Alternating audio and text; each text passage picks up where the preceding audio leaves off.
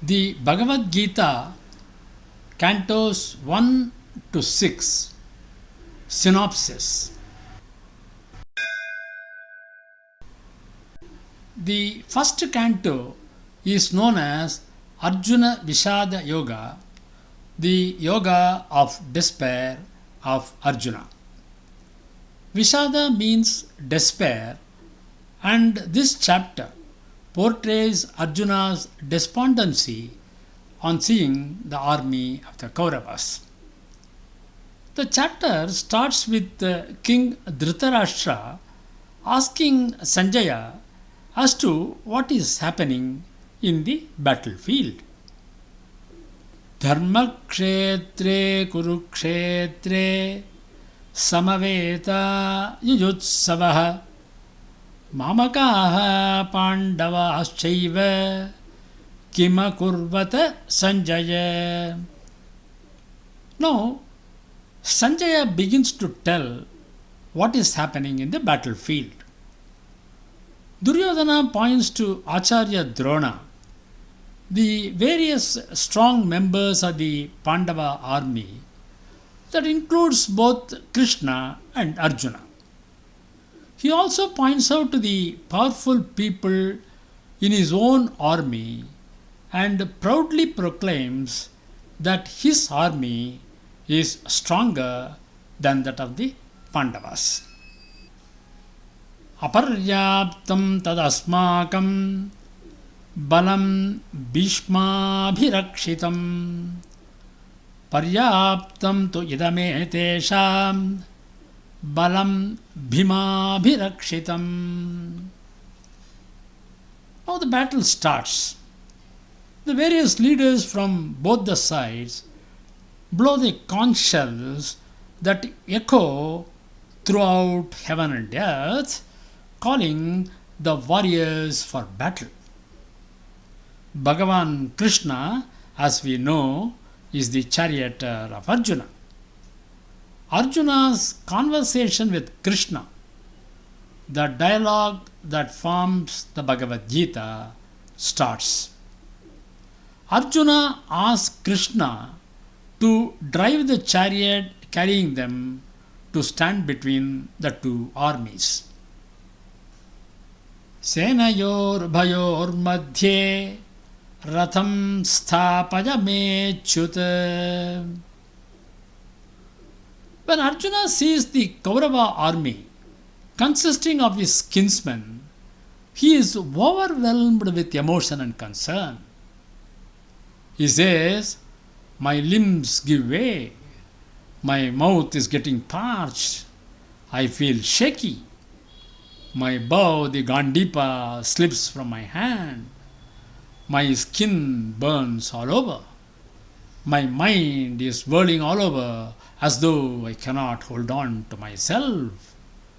I see evil portents." Drishtvaimam swajanam Krishna yujutsum samupasthitam sidanti mama gatrani mukham cha parisushyati vepatuscha sharire me romaharshascha jayate gandivam sramsate hastat tvakchaiva paridahyate न च शक्नोम्यवस्थातुं भ्रमतीव च मे मनः निमित्तानि च पश्यामि विपरीतानि केशव न च श्रेयोऽनुपश्यामि हत्वा स्वजनमाहवे. Arjuna then drops his bow and arrows and sinks into the hinder parts of his chariot. Thus, by proposing not to go into battle and let himself be killed, Arjuna is expressing a tendency for inaction. By refusing to act, he hopes to avoid creating a bad karma. The second canto is known as Sankhya Yoga, namely the yoga of knowledge or the yoga of discrimination. Krishna responds to Arjuna by saying that such timidity by a great warrior like him at this moment is unworthy. Kutastva kashmalamidam vishame samupasthitam anarjajushtamasvargyam akirtikaram Arjuna. Still, Arjuna insists that he cannot bear the thought of killing his kinsman. He says, I take refuge in you. Please tell me what is good for me. I am not going to fight now. Karpanya dosho pahatasvabhavaha pruchami tvam dharma samudhachetaha yashreyasyan nischitam bruhitan me sishyasteham sadhimam tvam prapannam. Krishna then begins his teachings by presenting the Sankhya Yoga, the yoga of knowledge. It is the analytical study of matter and the spirit. He says, Arjuna, death is something that affects only the physical body. The self or the soul or what is called as the Atman is the pure and elevated essence of a being. The soul is never born nor dies. It is unborn. It is eternal. Though the body is slain, the soul is not. It always remains. Just as a man sheds worn out garments and takes on new garments, the soul also casts off worn out body and enters into another new body. Vasam sijirnani yatha vihaya navani grinati naroparani tatha sharirani vihajajirnane anyani samyati navani dehi. Krishna urges Arjuna to do his duty, saying that Arjuna cannot really kill or be killed because it is only the body that can die. Krishna further insists that Arjuna's duty in this life is a warrior's duty. Explaining the Karma Yoga, the path of selfless action, Krishna says that Arjuna must live to his highest potential by fulfilling his duty in fighting in this war. By acting out of selfless duty to the Supreme, without desire for the fruits of action, one attains liberation from material bondage. Karmanyevadikaraste ma phaleshu kadachana ma karma phalaheturbhuhu ma te sangostha karmani. He says, so perform your duty established in Karma Yoga, renouncing attachment. Keep evenness of mind, because evenness of mind is yoga. Be even-minded in success as well as in failure. As Krishna mentioned the idea of evenness of mind, Arjuna asked Krishna as to what is the mark of a sthita prajna, a person of a tranquil mind, as to how that man speaks, sits, walks, etc. Krishna answers that the wise man submerges his mind in meditation and learns to withdraw from the sensory confusion of the world. A person dwelling on sense objects gets attached to the sense objects. This brings up desires. Unfulfilled desires lead to disappointment. Disappointments provoke anger. Anger results in infatuation and confused thoughts. This leads to a loss of reasoning and ultimately leads to complete ruination. Individuals must therefore have self-control and self-discipline to achieve a state in which desires can flow through them without affecting them. Dhyayato vishayan pumsaha sangasteshu pajayate sangat sanjayate kamaha kamat krodho bhijayate krodhat bhavati sammohaha sammohat smriti vibhramaha smriti भ्रंशात् बुद्धिनाशः बुद्धिनाशात् pranashyati. The third canto is called as Karma Yoga, namely the yoga of action.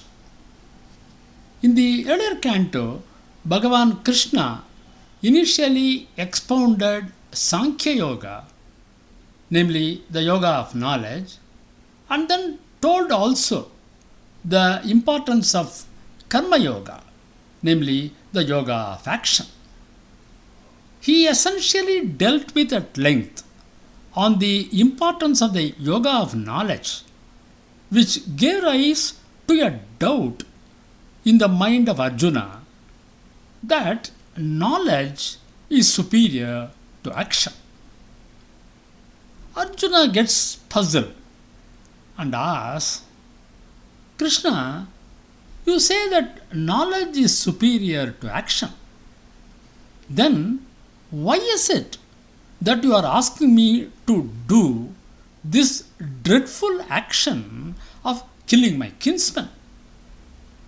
My mind is puzzled by these seemingly conflicting statements of yours. Therefore, please tell me which one is better. Krishna replies by saying that some people are suited to the first path and others to the second. He then elaborates on the importance of Karma Yoga. He says that right action is another form of worship and that the individual soul can find freedom only by doing necessary and right action. Right action from great men also sets a standard for ordinary people to follow. As an example, he says as to how he himself engages in action though he doesn't need anything or desire anything. If he were to stop, humankind would follow his example and fall into the trap of inaction. Name partasti kartavyam trishu lokeshu kinchana nanavaptamavaptavyam vartayeva cha karmani yadi hyaham na varteyam jatu karmanyatandritaha.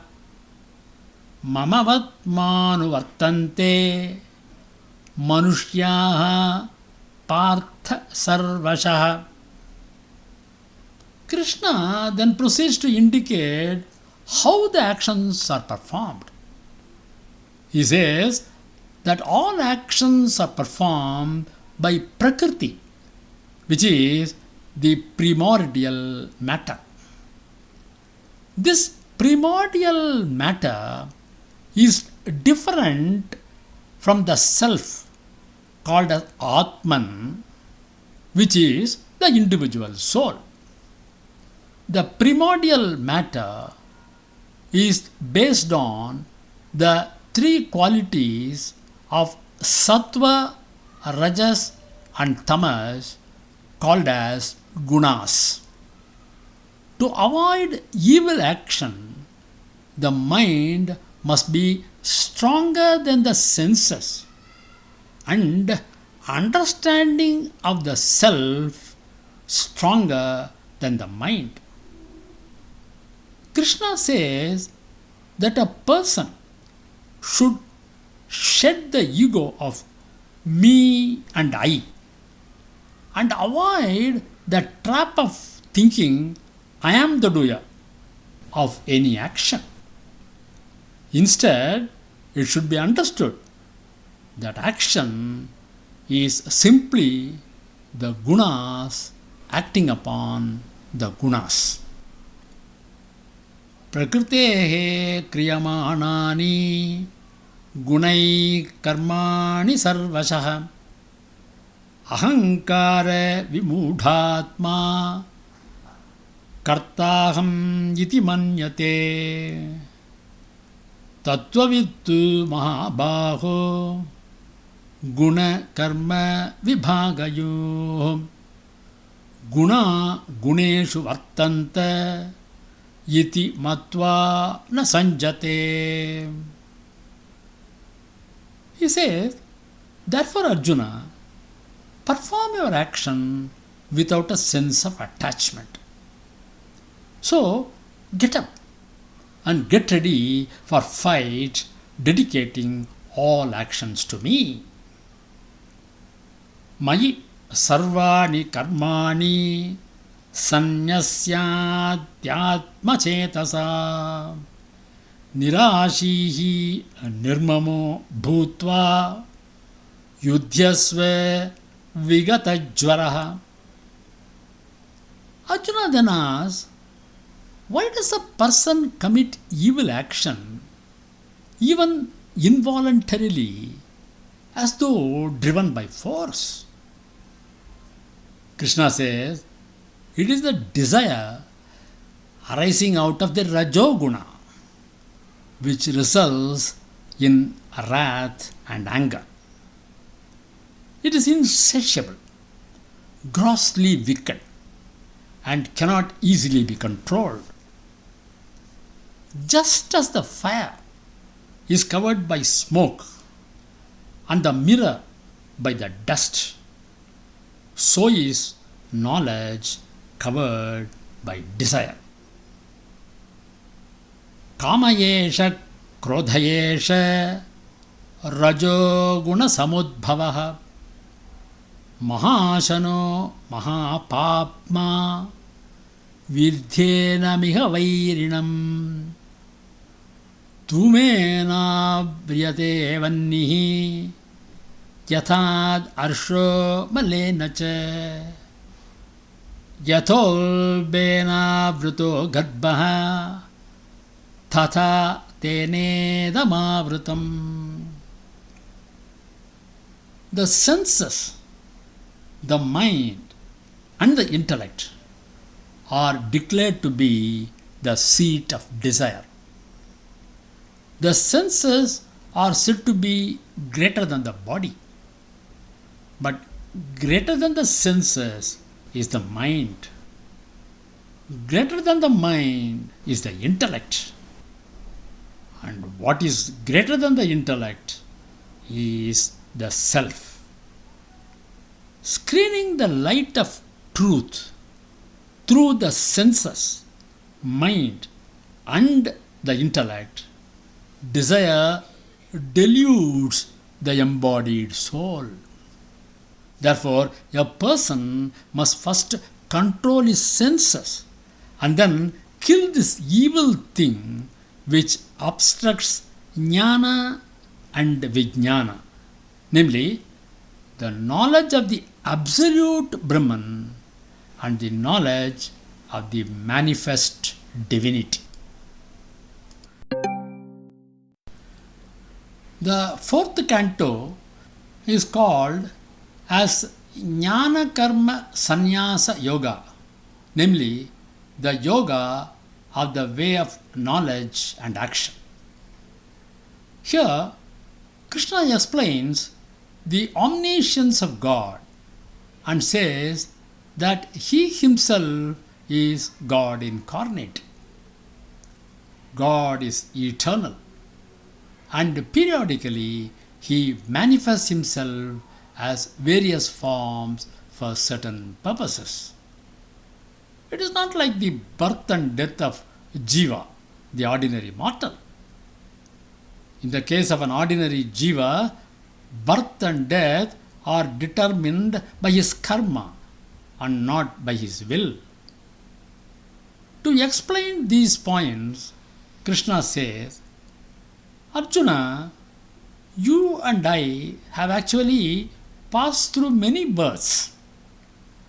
I remember them all, but you will not be able to remember. I am birthless and immortal. I am the Lord of everything. Through my divine potency, I manifest myself in this world periodically. Whenever righteousness is on the decline and unrighteousness is on the ascendant, then I incarnate in this world.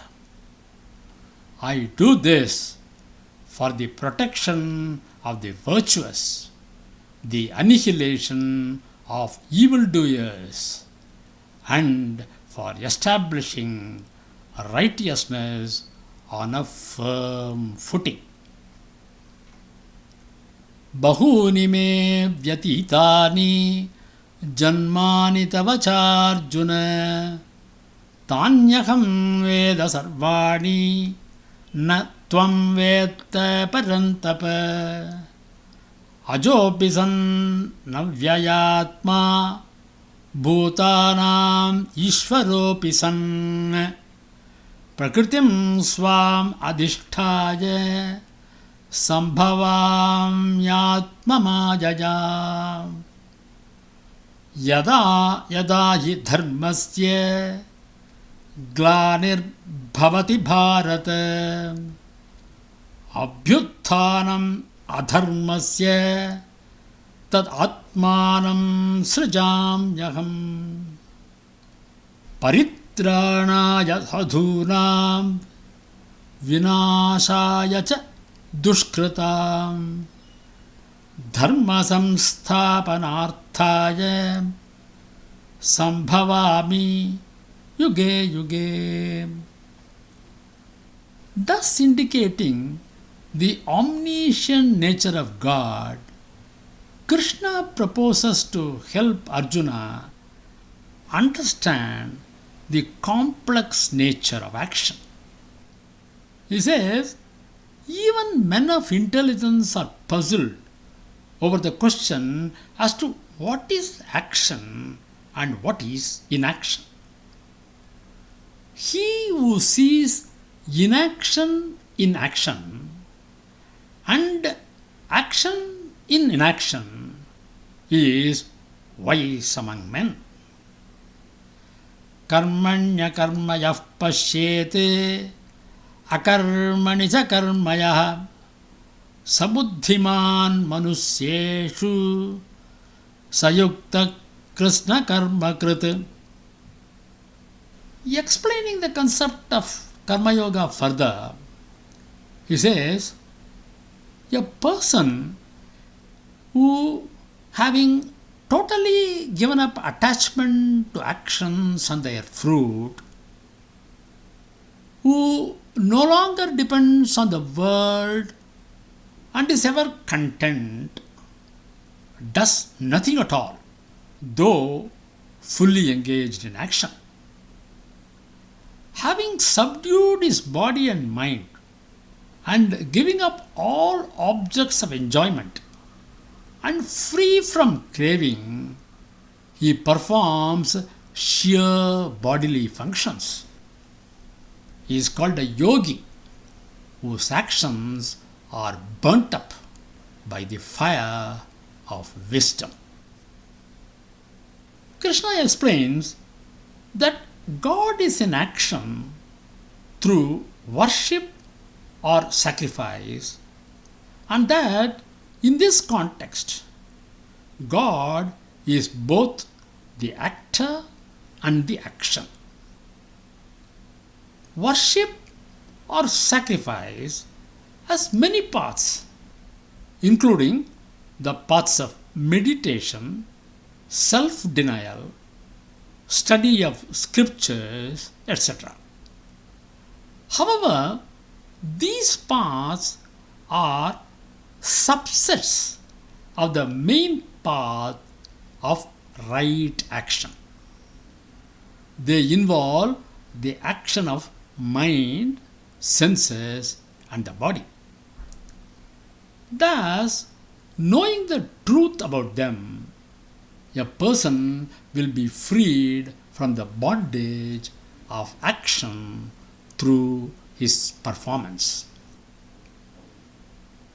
Evam bahuvida yajna vitata brahmano mukhe karmajan viditan sarvan evam jnatva vimokshase.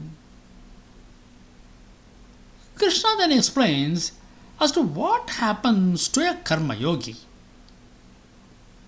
He says that knowledge is the best purifier, and that a karma yogi who has attained purity of heart attains knowledge of the self. Just as the blazing fire turns the fuel to ashes, the fire of knowledge turns all actions to ashes. He who has obtained purity of heart through prolonged practice of karma yoga automatically sees the light of truth in the self in course of time. Yathaidamsi samidhognihi basmasat kurute Arjuna jnanagni sarvakarmani basmasat kurute tatha nahi jnanena sadrisham pavitram iha vidyate tatsvayam yogasam siddhaha kalenatmani vindati. Krishna says, therefore Arjuna, establish yourself in karma yoga in the shade of even-mindedness and stand up for the fight. Tasmad ajnana sambhutam hristam jnanasinat manaha chitvainam samshayam yogam atishthotishta bharata. The fifth canto is known as Karma Sannyasa Yoga, namely the yoga of renunciation of action. As Krishna stressed the importance of both the performance of action as well as the renunciation of action, a question arises in the mind of Arjuna as to which among them is better suited to him. Arjuna asks, Krishna, you praise both the performance of action as well as the renunciation of action. Tell me which of the two is more conducive to my good. Krishna replies that both are good, but performance of selfless action is better than renunciation of action. Sannyasa karma yogascha nishreyasakara vubhau tayostu karma sannyasad karma yogo visishyate. The karma yogi who has fully conquered his mind and mastered his senses, whose heart is pure and who has identified himself with the self of all beings, remains untainted even though performing action. In this context, a beautiful analogy is given of a lotus leaf. Just as a lotus leaf floats atop the surface of the lake but does not allow itself to be wetted by the water, similarly, the karma yogi remains untouched by sin, though performing all kinds of action, because he performs his action in divine consciousness. Yoga yukto vishuddhatma vijitatma jitendriya sarvabhutatma bhutatma kurvannapi nalipyate brahmanyadaya karmani sangam tyaktva karoti yah lipyate nasa papena padma patramivam bhasa. God does nothing. It is nature alone that functions. The person who knows the reality of things believes that he does nothing, even though he is seeing, hearing, smelling, eating, etc. He knows that it is the senses that are moving among their objects. Such a self-controlled person always remains happy. Naiva kinchit karomiti yukto manyeta tattvavit pashyan shunman sprishan jigran ashvan gachan swapashvasan pralapan visajan grannan unmishan nimishan api indriyani indriya artheshu vartante iti dharayan sarvakarmani manasa sanyasyaste sukham vashi navadvare pure dehi naiva kurvan nakarayan. People are falling prey to delusion because ignorance clouds their knowledge. If, however, ignorance is removed through the true knowledge of the truth, namely Brahman, that wisdom, shining like the sun, reveals the Supreme. The wise men, therefore, with their mind established in unity, look with equanimity on all. They know that the Absolute is untouched by evil and is the same to all. They regard all beings as equal. They neither rejoice on obtaining what is pleasant nor feel perturbed on meeting with the unpleasant. Thus, they are the knowers of Brahman and live eternally in identity with Brahman.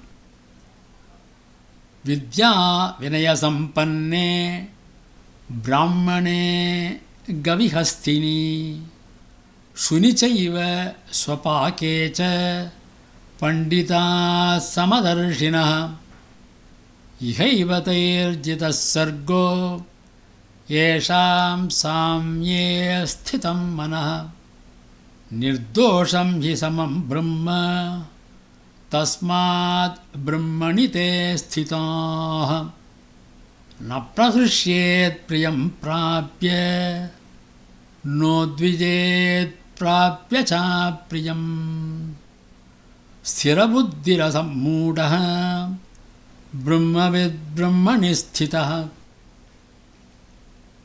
Mentioning the importance of knowledge, Krishna says that a Sankhya yogi shuts out all thoughts of external enjoyment with the gaze fixed on the space between the eyebrows.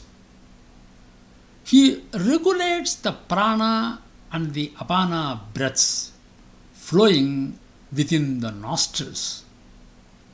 He thus brings his senses, mind and intellect under control. He remains in such contemplation with the sole intent on liberation. He becomes free from desire, fear and anger and thus obtains liberation. Sparshan krutva bahir pahyane chakshuschaivaantare bhruv pranapano samukritva Nasabhyantaracharino Yathendriya mano buddhihi Munir mokshaparayana Vigadesha bhayakrodaha Yasada muktaye vasaha. Krishna says, thus knowing me in reality as the enjoyer of sacrifices and austerities, the Supreme Lord of all the worlds, and the selfless friend of all beings, my devotee attains peace. Bhoktaram yajñatapasam sarvaloka maheshwaram suhridam sarvabhutanam jnatva mam Shantimricchati. The sixth canto is known as Atma Samyama Yoga, namely the yoga of self-control. This can be said as the yoga of meditation also, since this chapter discusses the practice of meditation as auxiliary to the practice of both Karma Yoga and Sankhya Yoga. Continuing further with the topic of renunciation as a form of yoga, Krishna says that a sannyasi is not the one who has merely renounced the sacred fire. Neither is one who has merely given up all activity.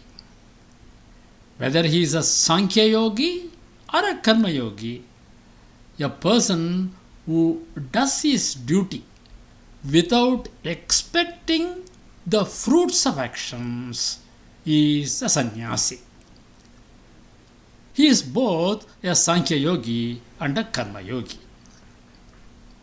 Anashrita karma phalam karyam karma karoti yaha sasanyasi cha yogi cha na niragnir anachakriyah.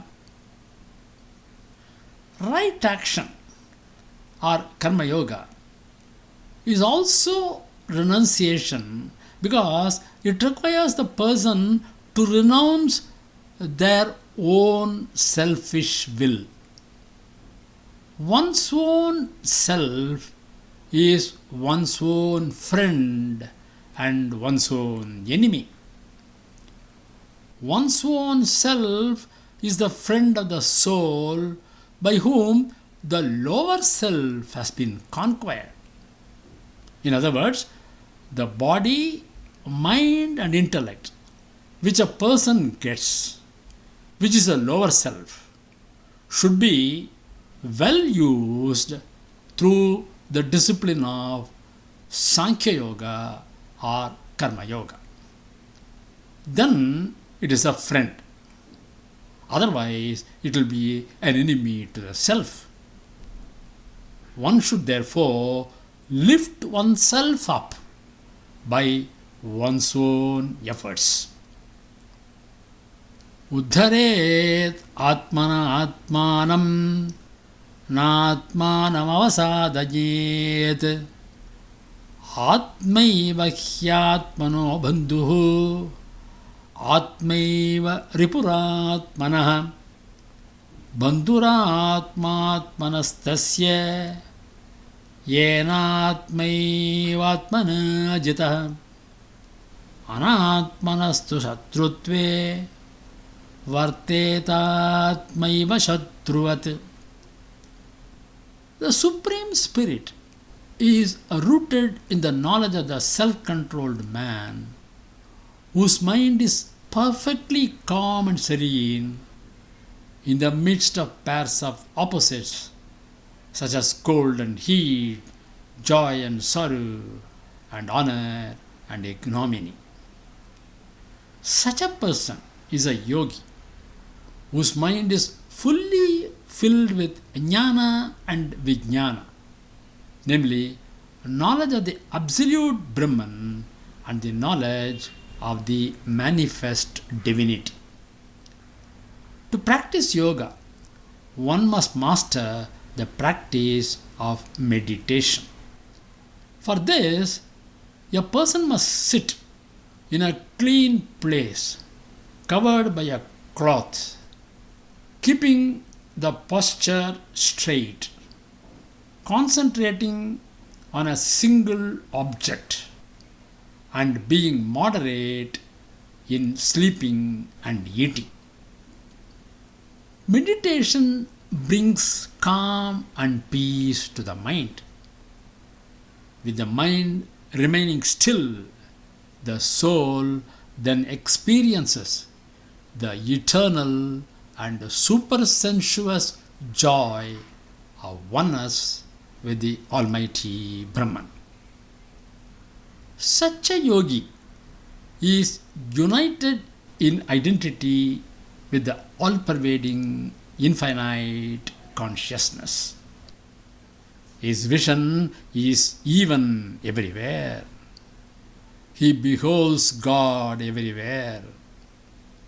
Krishna says, "He who sees me, the universal self, present in all beings, and all beings existing within me, he is never lost me, nor am I ever lost him."